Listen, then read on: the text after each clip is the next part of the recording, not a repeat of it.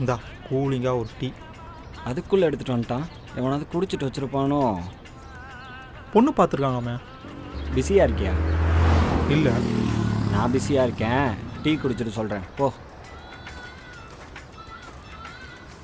இந்த நாய்க்கு டீயில் சர்க்கரைக்கு பதிலாக விஷத்தை கலந்துருக்கான்.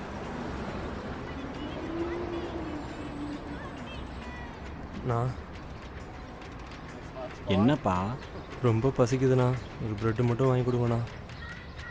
அண்ணா இருக்க ஊரில் இன்னும் பஞ்சம் இருக்கா? நான் ஏய், ரொம்ப தேங்க்ஸ்ண்ணா. ஏய் பரவாயில்லடா, போடா போடா. திலீப்பு கலக்குறியடா.